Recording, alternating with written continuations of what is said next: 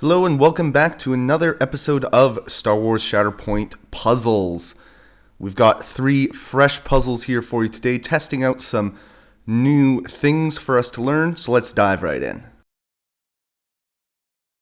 Here we have a unit of bounty hunters activating. The objective is controlled by their opponent, but currently it's 2 and 2. The bounty hunters are near death with a strain, and Kalani is also only 1 damage away from being wounded. This B2 is at full health. The Magna Guard over here is also at full health, but just a little bit outside of contesting range on the objective. I'll put up the overlay. Looking at all the abilities in the relevant squads, what is the best approach to try and take this objective for the bounty hunters team this turn?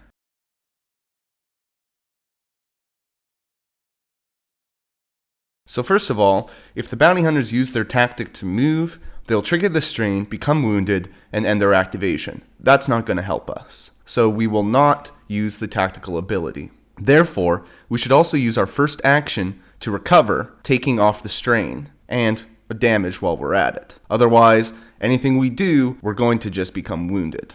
Now, it may look easy enough. If we just get 1 damage through on Kalani, then he will be wounded and will outnumber this B2 2-1 on the objective. But remember, I always say, look at everything going on in the overlay. Count Dooku is in Kalani's squad. If we wound Kalani, we're wounding a secondary, and Brave but Foolish will trigger, allowing this Magna Guard to dash onto the objective and keep it 2-2, so we won't flip it. Therefore, even though it's a little bit lower of a chance to succeed, we need to go for getting 2 shoves against this B2. Luckily, bounty hunters get a shove on just 1 success, and the B2s are pretty bad at defending in melee. So between 2 attacks, we'll probably get the job done.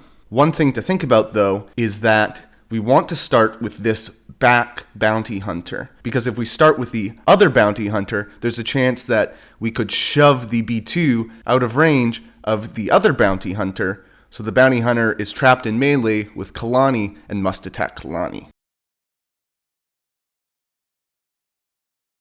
Now here's the board state. We have Obi-Wan and this 501st clone who are both just outside of contesting range on this objective, which is 1-0 with this B1. The 501st clone also has a pin. Rex is just outside contesting range of either of these 2 objectives, and the far objective is also controlled 1-0 with a B1.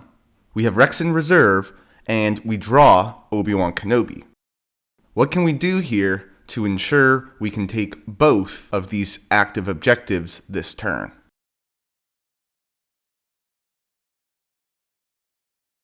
So to figure out this solution, we want to first look at what Obi-Wan can do. When he activates, he can go attack one of these B1s and shove them off the objective or even potentially wound them. However, because he doesn't have any friendly bodies on objectives, Kenobi will only be able to flip 1 himself, 1-0, and the other will be 1-0 or 0-0 for the opponent. Therefore, what we're going to do is reserve Obi-Wan using his Patience ability and put Rex back on top. Kenobi gets to start by healing so he can take a pin off of these 501st clones. Then he'll jump onto the objective.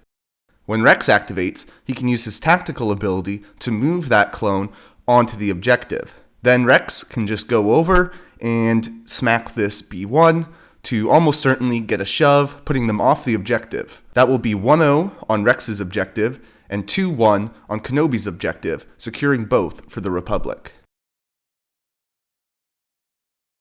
Now let's consider this situation. It's the clone commandos who are activating. They have a friendly Barriss engaged on the middle objective with an enemy Kraken. Luckily, the Republic already controls this objective. By the end of the clone commandos activation, how can the Republic control all 3 center objectives?